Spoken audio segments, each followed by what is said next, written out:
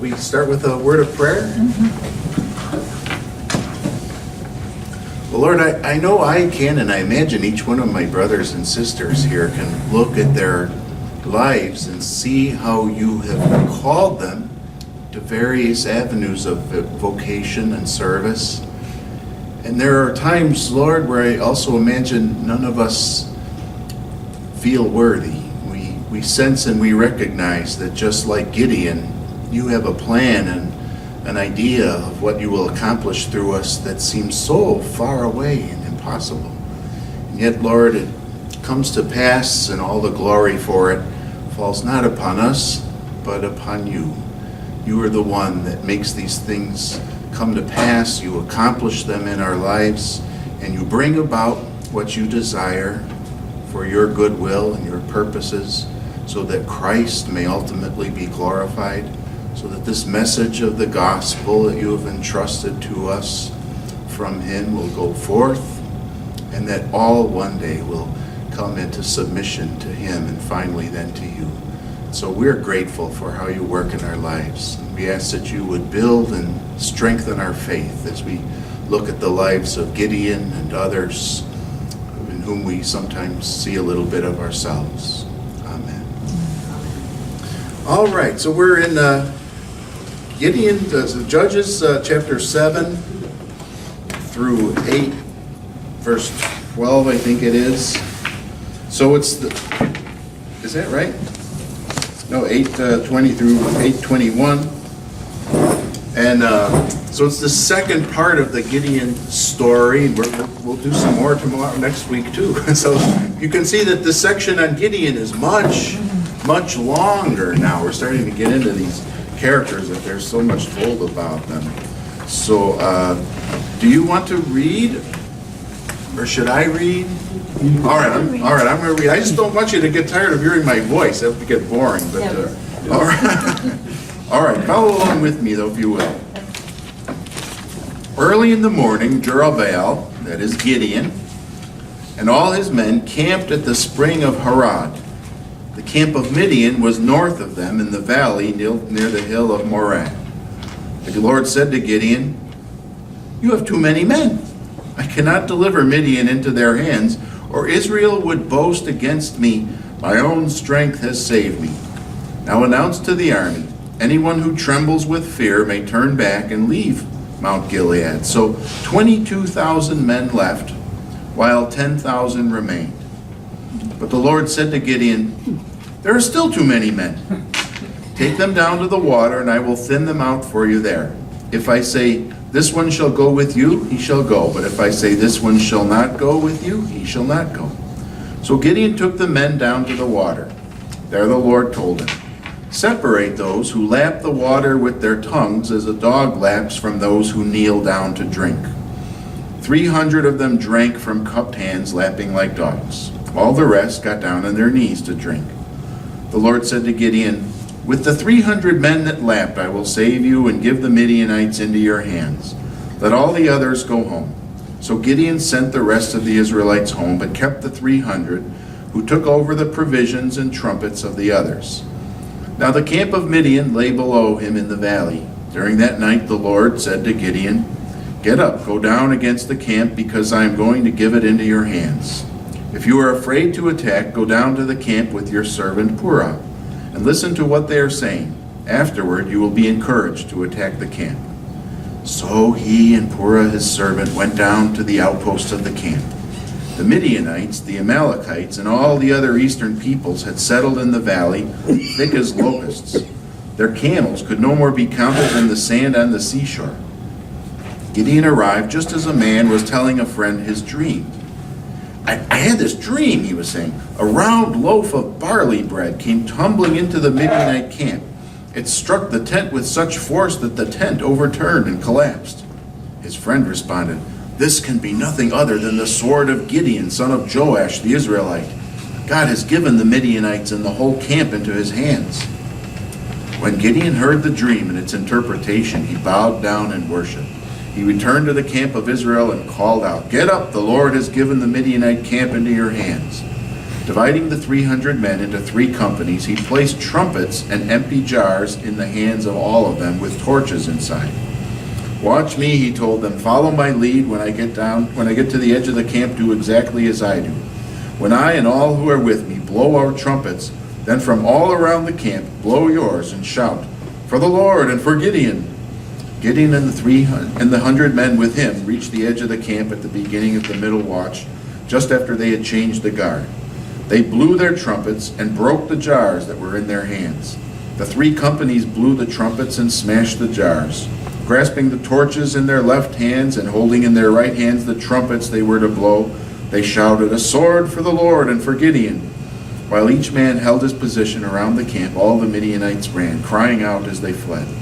When the 300 trumpets sounded, the Lord caused the men throughout the camp to turn on each other with their swords. The army fled to Beth Jitah towards Zererah, as far as the border of Abel Meholah near Tabah. Israelites from Naphtali, Asher, and all Manasseh were called out, and they pursued the Midianites.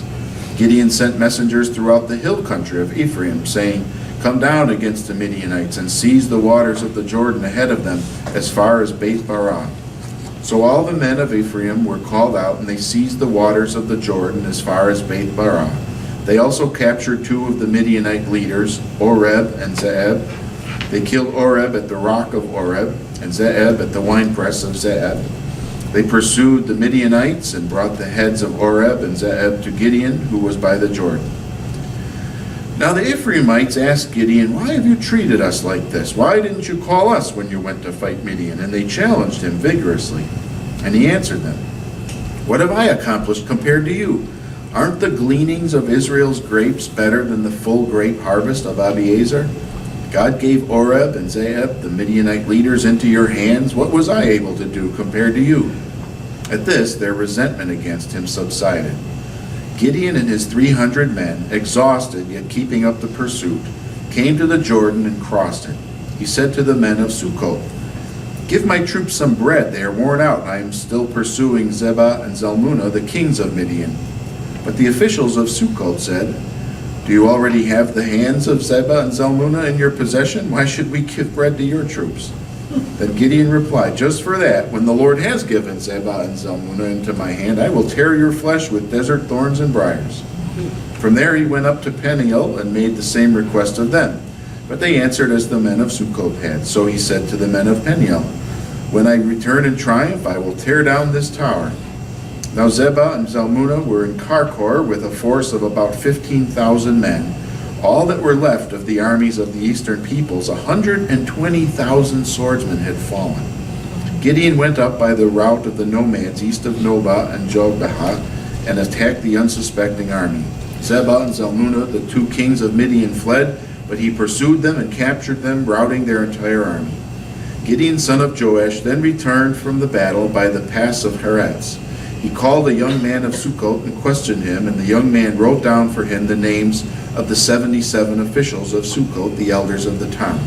Then Gideon came and said to the men of Succoth, "Here are Zebah and Zalmunna, about whom you taunted me, saying, 'Do you already have the hands of Zebah and Zalmunna in your possession? Why should we give bread to your exhausted men?'" He took the elders of the town and taught the men of Succoth a lesson by punishing them with desert thorns and briars. He also pulled down the tower of Peniel and killed the men of that town.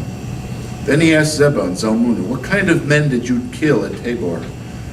"Men like you," they answered, "each one with the bearing of a prince." Gideon replied, "Those were my brothers, the sons of my own mother. As surely as the Lord lives, if you had spared their lives, I would not kill you." Turning to Jether, his oldest son, he said, "Kill him." But Jether did not draw his sword because he was only a boy and was afraid. Zebah and Zalmunna said, "Come, do it yourself. As is the man, so is his strength." So Gideon stepped forward and killed them and took the ornaments off their camels' necks. All right, quite a story, isn't it? I can't believe they haven't done a made-for-TV movie out of this. There's so much stuff in here. It's incredible. So let's start with the first section there about the thinning of the troops. So Gideon has called out these men. They've gathered together. Now, how many men did Gideon have? You have to do a little math from some of the verses we read. Well, how many men did Gideon have? 300? Altogether. 32,000. There you go, 32,000. Or 32,300 maybe, I don't know. Yeah, no, 32,000 would be right. Yeah, your math is better than Oh, mine. I'm further down. It's further down. I'm late. How many men did the Midianites have? Now, again, you have to do a little math from some of the later passages that I read. How many men did they have? Hundreds.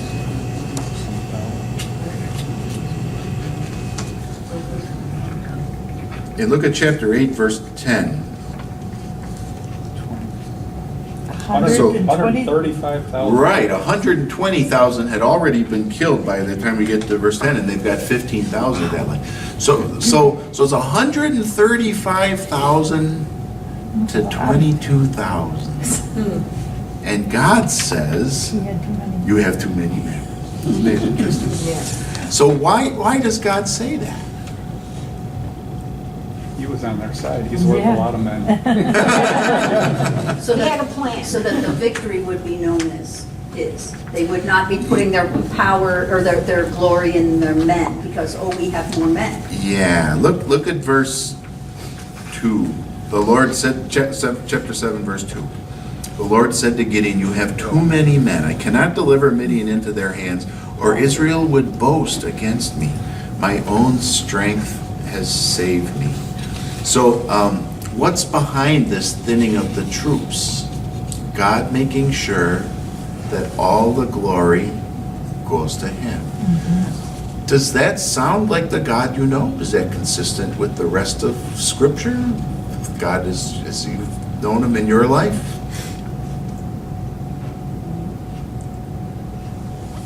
So, Oh, yeah. Goes, open up, anybody? Oh, yeah. Yeah. Yeah, I think definitely. My thought goes immediately to this idea of justification by faith alone. And that's the sticking point of doctrine for all people that disagree with the true Christian faith, right? You have to do something. Don't you have to have a part, don't you? No, He does it all. He does everything. He saves you completely, and you don't contribute 1%. You don't contribute a 0.5%. Well, I gotta do something. Oh, now I'm telling stories. I can't. Someone took my clock down. I can't even see the clock. I have to keep looking back. I'll never forget when I was going to Iraq, and before I went to Iraq, I had to go through some training to prepare me. It was down at Fort Benning, Georgia. So there's all people from all different military branches there, plus a lot of civilians who were being sent over as translators.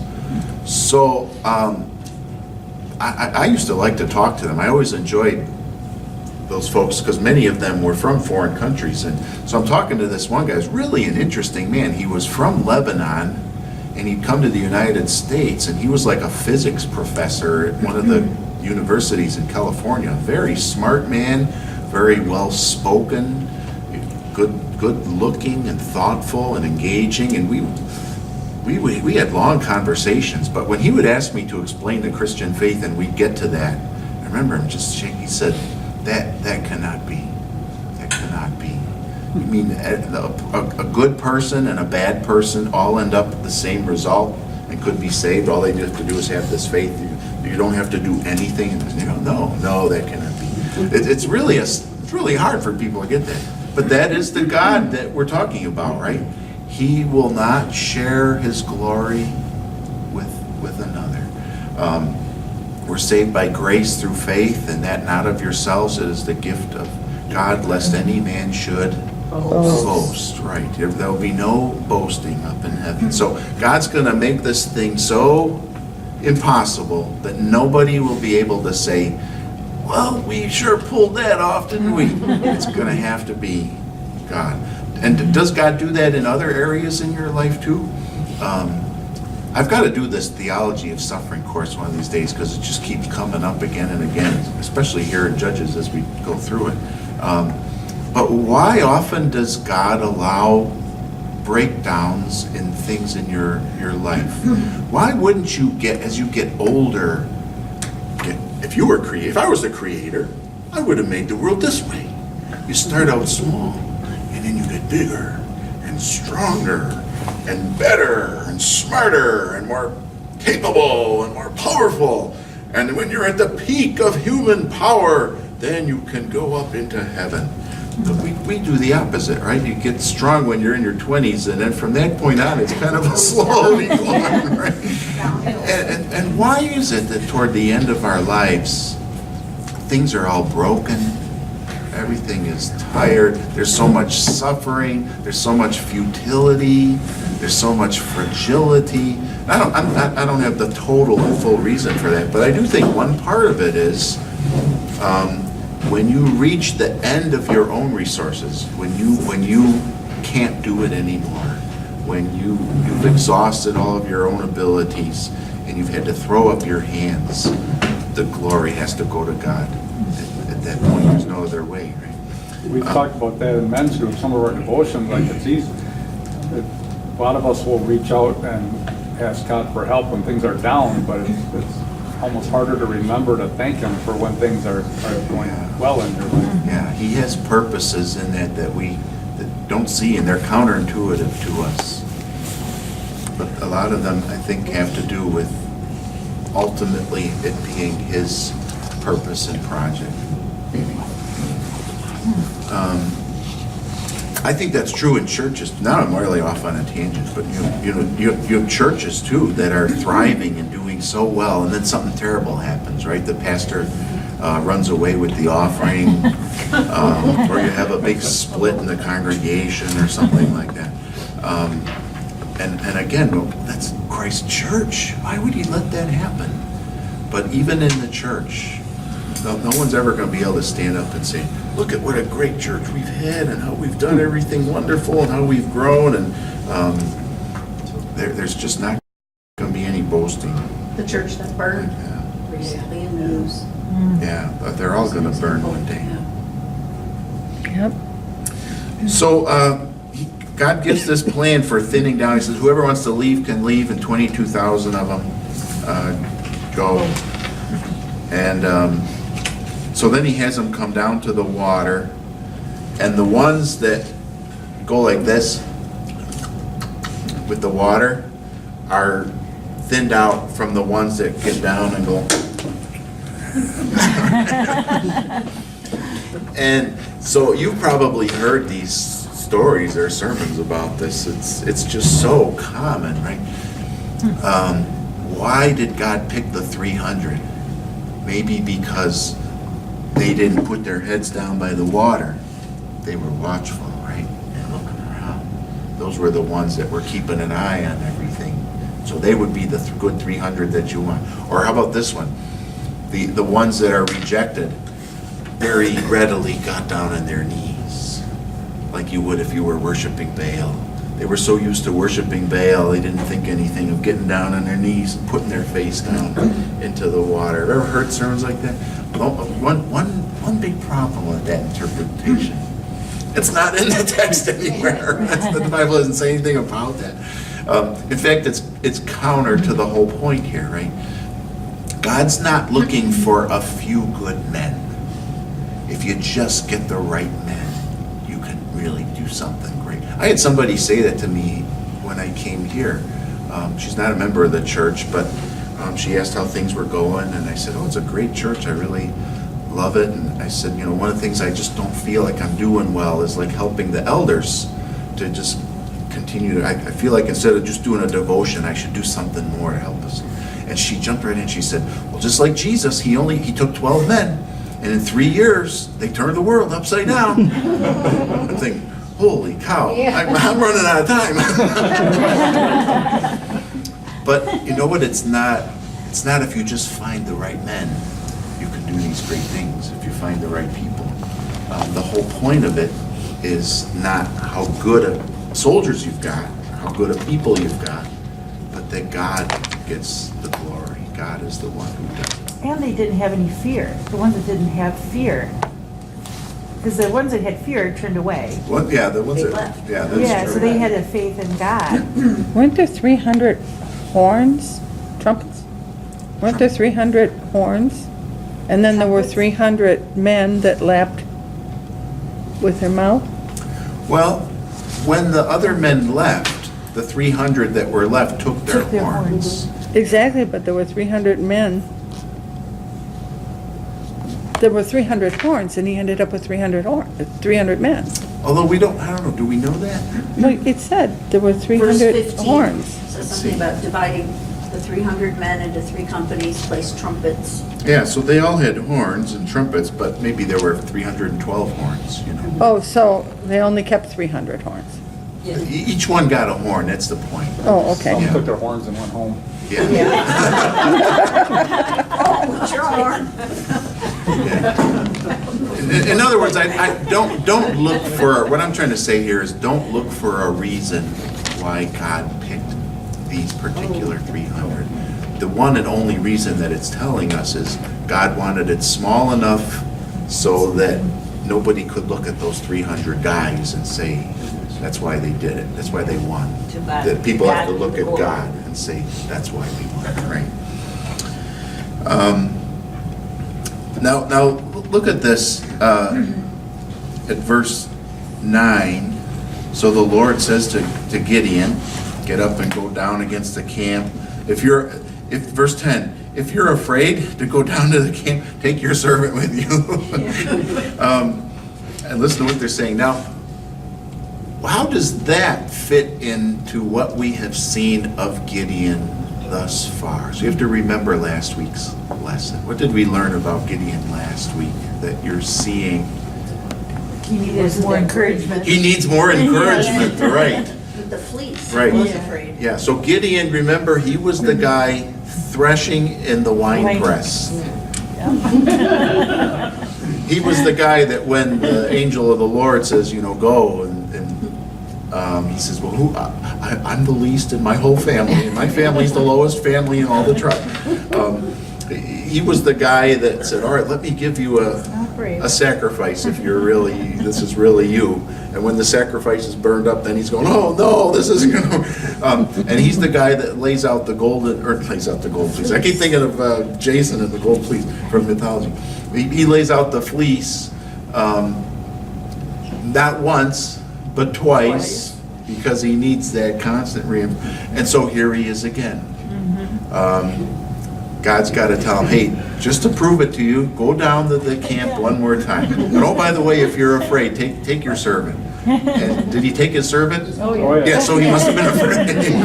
You can relate to him. Yeah. In some ways. Some ways. Yeah, I think I that's relate it. to I him. think we can relate to Gideon. He's like, is this really gonna work? Is this really gonna happen?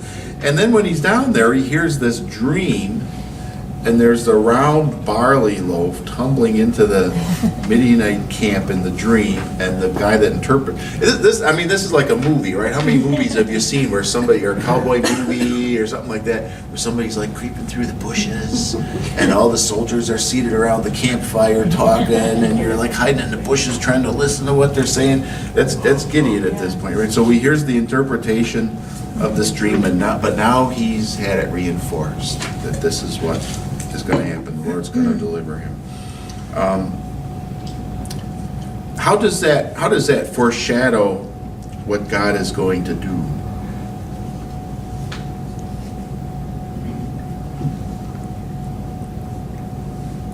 Overturned and collapsed. Yeah, the barley loaf rolls down and hits the tent and it collapses. So is this like a little loaf of bread? This is like a giant loaf of bread, right? It's an enormous loaf of bread. It comes rolling down the hill.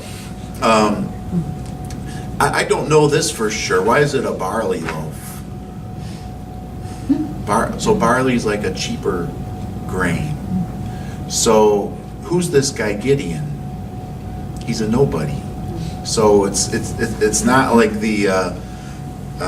this is not like the nice Italian bread loaf, this is the barley, this is the cheap stuff. That's why the friend says this can't be anything other than Gideon, the nobody, the guy that's the second best.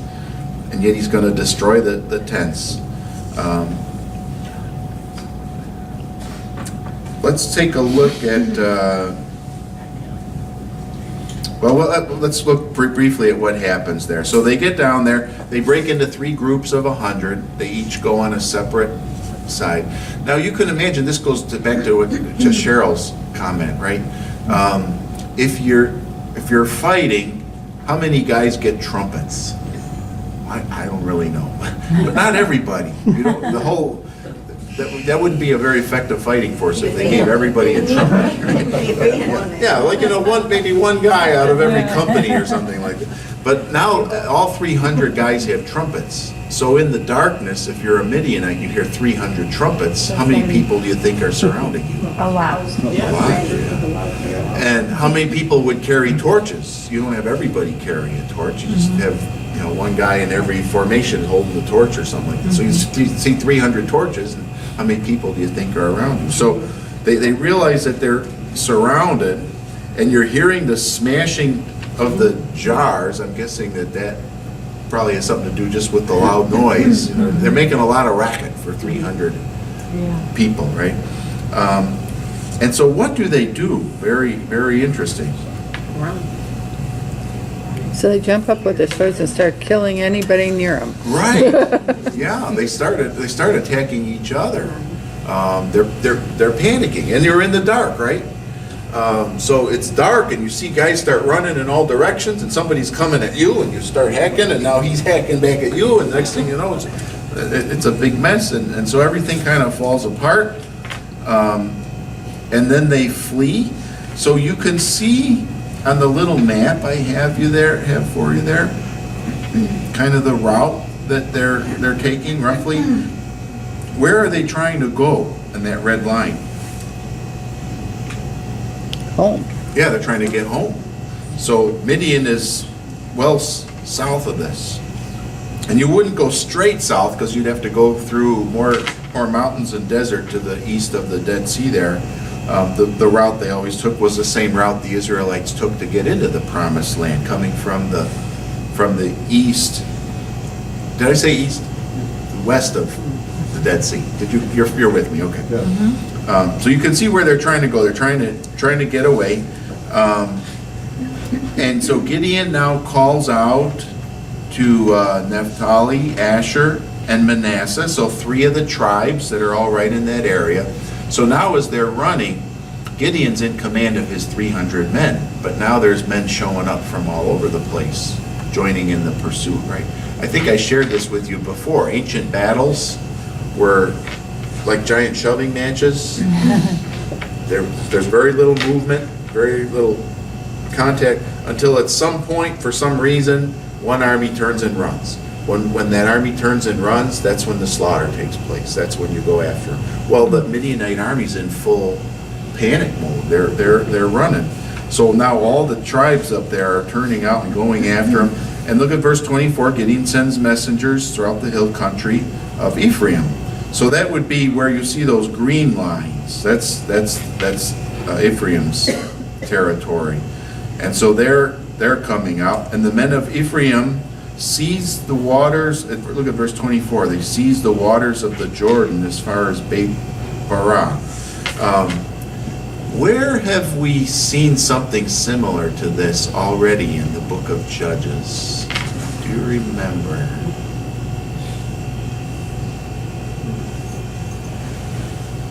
Something Deborah did? No. Do you remember Ehud, the second judge, and the Moabites? And Ehud had the people seize the fords so that the Moabites could not get across the river. Couldn't get across the fords of the river, and they were trapped, and there was a giant slaughter there. Am I right about that, or am I getting something confused? No, that's right. That's right. Okay. Edit the Yeah. So here you're seeing it again. I mean, the only way to get home for the bad guys is to get across the river. But when you come to the river, That's where the good guy soldiers are. So now you try to find a spot and you try to swim across and they're like, hey, there's one over there, and they'll run over before he gets to the water. Boom, you got him, right? So it's a huge slaughter. And they capture these two fellas, and they're mentioned by name. Very interesting. So they must have been big military commanders. And then you get to chapter 8, and now what happens? Now the Ephraimites, they're mad at Gideon. Imagine that. Yeah, look at verse 1, chapter 8, verse 1. Why have you treated us like this? Why didn't you call us when you went to fight Midian? And they challenged him vigorously. What is that illustrating? What does that tell you about the relationships among the Israelites and the tribes? Fickle. Competitive. Yes. Yeah, they're not all in one united heart. They're not all, hey, this is a great victory, let's celebrate together. No, they're all glory hungry. They all want their piece of the action. Does this sound familiar too?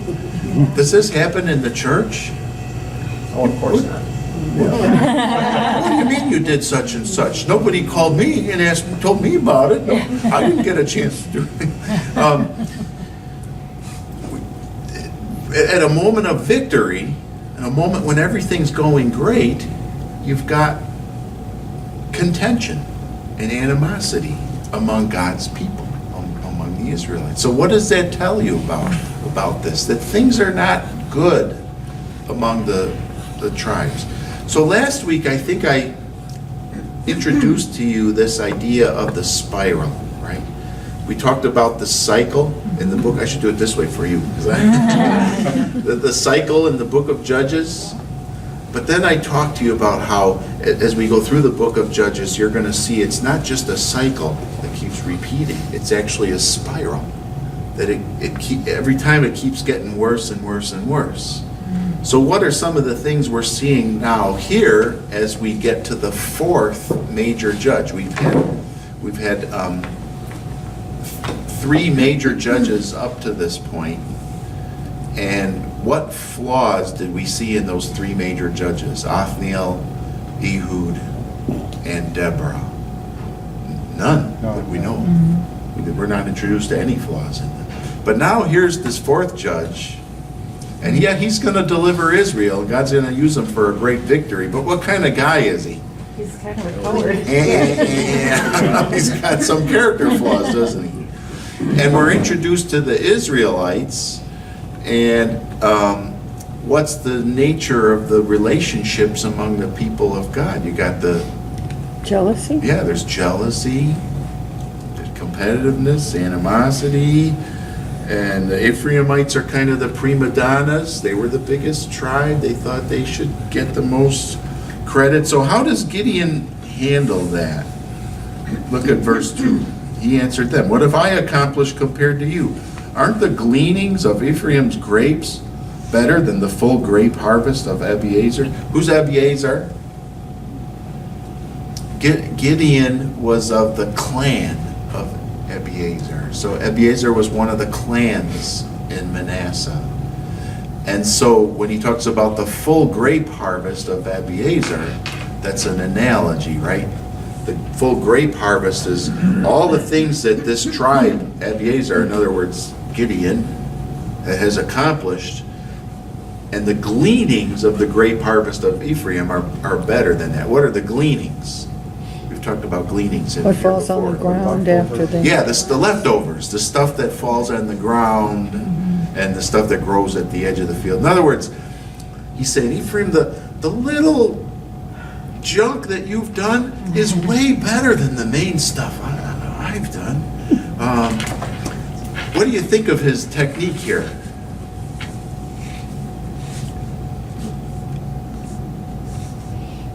I see one head nodding anyway. Yeah, it kind of sets them, it kind of mollifies them a little bit, doesn't it? You know, oh, yeah, okay. Yeah, that's pretty right. good. Yeah. So the resentment subsided. Yeah. It worked. In other words, you have to learn how to work with people.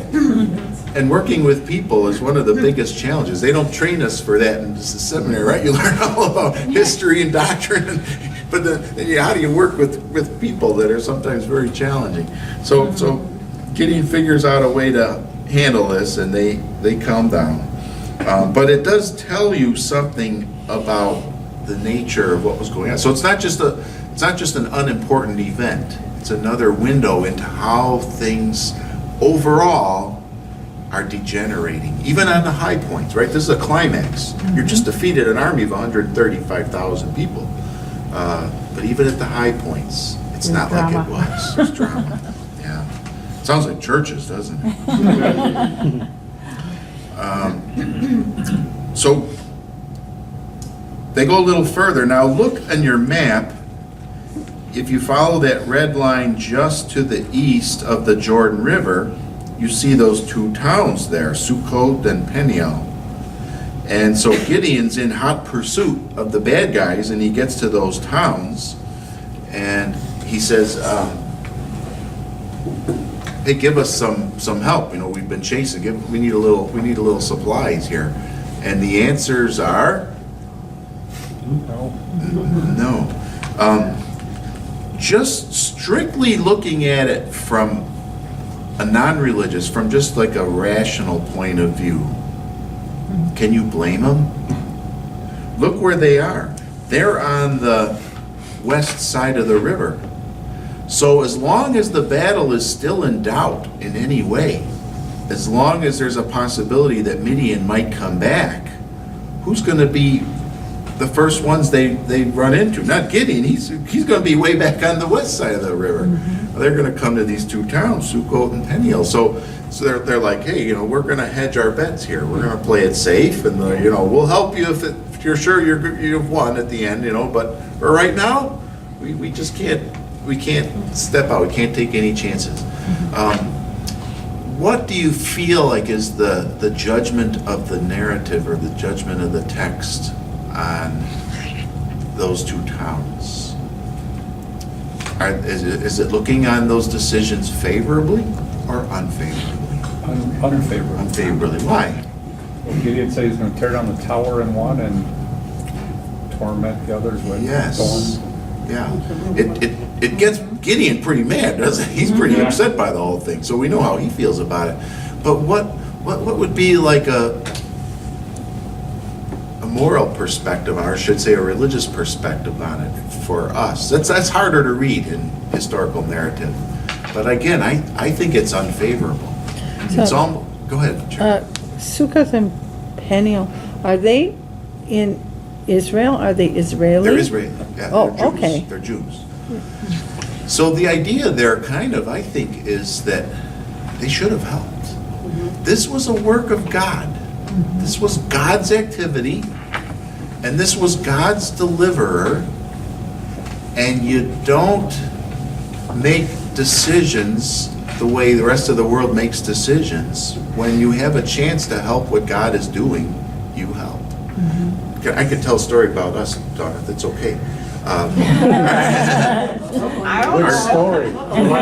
She's finished. Yeah, right. No, our church in Virginia. Oh, I won't give anything away. They had a daughter church, and that daughter church had been in existence for a long time. And the daughter church was building a new building, as I recall. But they needed someone to back them up. They needed someone to say, you know, hey, if we can't pay this off, we'll help Like pay to it off. co-sign for the loan. Yeah. Yeah. So they'd asked our church to do that, you know, and so everybody in the council, the church council, except for like 2 or 3 people were like, yeah, let's do it. And Dawn was looking, as she asked me about it, and I start whipping out, you know, all these verses in Proverbs. Don't co-sign, never co-sign for a loan. You know, that's it. Yeah, don't do this. And, That was rough. and so there's this contention in the council, and I think, Dawn, you were the one that told me you were having a discussion once with the vice president of the church, and you two were against it, and you started discussing, and the more you talked about it, the more you started, yeah, but maybe this is what God's doing. Yeah, God is doing this. God's really blessing that church, and God's doing great things, and they're out there doing outreach to unchurched people. And the more they talked about it, the more they're like, this is a great idea, we should do this. And so the council voted eventually to back up our daughter church. That we are our daughter church, we're gonna help you. It was literally a miraculous sense of peace that came over both of us. We were the two that couldn't do it, couldn't go with it. And we both got a miraculous sense of peace and a leading. And, but what's Okay. amazing is, I don't know the time frame of it, but it was like a year or two later that the head pastor, they were sitting down in a meeting, the pastor said, hey, you want to realize something? The our church's financial problems, since we had made the decision to back up the daughter church, had practically disappeared. It's like God tremendously blessed our church when we stepped out and helped with what he was doing there. So when God is doing something, you can't look at it and just make a rational decision about it. You're accountable to realize this is the work of God, and you support it. And so these men of Sukkot and Peniel, they get in some trouble afterward when the whole thing is over. All right, I got to wrap up. Oh boy. So they get to the end where the Midianites are camped there, and they're captured. And so he has these two kings, Zebah and Zalmunna. And so he asks them, what kind of men did you kill at Tabor? Men like you had the bearing of a prince. And it turns out that those men they killed were who? His brother. His brothers. So Gideon's gonna kill them as punishment for killing his own family. So he turns to his oldest son and says, kill him. Why would you do that? To give him the glory? Because he would be killing a king. Give him. That's a good guess. I think it's more along the lines of this. It's not just that they're being killed. It's that they're being killed by a boy. Oh. So to be a king and to be killed by a boy or by a woman it's like a bigger disgrace. Where have we seen that already in the book of Judges? Deborah. When Jael kills the leader of the Canaanite army with the tent peg. And we're going to see it in a couple weeks from now too, with the story of Abimelech, who dies from a woman throwing a stone off a tower and hits him in the head. In other words, you get killed by a boy, or it's one thing if you die in battle against another mighty warrior, like Hector and Achilles. Yeah, that's one thing. But it's another thing if a boy kills you. So what's Gideon trying to do here? I don't want to over-read into Humiliate. it. But yeah, it's a humiliation. And part of the reason I think that is because when his son's afraid to do it, he's a boy, what's the response of the two kings? Come, do it yourself. In other words, they know they have to die. They're resigned to the fact that they're going to die, but they'd rather have Gideon do it than the boy do it, right? And then look what they say. I find this very interesting in the story of Gideon. So this final confrontation now with the last two kings, and they say, come do it yourself. As is the man, so is his strength. So Gideon steps forward and kills them. As is the man, so is his strength. So I can't help but think back at this point to when we were first introduced to Gideon. And the angel of the Lord tells him, what? Go in the strength that you have. And what strength did Gideon have? None. He had no strength. But the Lord said to him, I will be with you. Right? So what was Gideon's strength? That the Lord was with him. So now we've seen Gideon's weaknesses and his fears and his trepidations all through the story till we get now to the end of at least the conquest part of the story. Well, there's more to do next week. And now what kind of man has Gideon become? Give me that sword, I'll do it. Yeah. He's got the confidence. Now we read that with horror, right? Because, it's not like we're going to have a debate with those terrible Catholics, you know, and so if we, go up there and kill the priest or something. You know, that's not even it at all. But you've got to understand this time and this kind of setting, the kind of background that's associated with all of this, that to slay these evil kings that have oppressed God's people, that is the right thing to do. And now Gideon can do it. So you see a change in Gideon's character from start to finish, now that God has been with him. So I don't expect, let me just state it for the record, put it on the video, right? Nobody from Hope Lutheran Church is going to be killing you. But you'd be asked perhaps to do very, very difficult things that you never thought you could have done, that would have been a tremendous challenge to you at a lesser point in your discipleship. But by the power of God's strength and grace at work in your lives, you'll see a change in yourself where you do what you could not do before. That's the Lord. Well, thank you, everybody, for tolerating me going a little long here, and we'll pick up again with the rest of Gideon next week. I hope you can all be here. Pastor, I have a question for you. The ornaments off the camel's neck, why did he take that? Yes, so they, Just to say that, we're going to see more about that next oh, week. okay. Yeah, they're going to collect the silver that they can put around their camels, and that plays into the next part of the story. So good catch on your part. Good segue into next week. Yeah, there you go.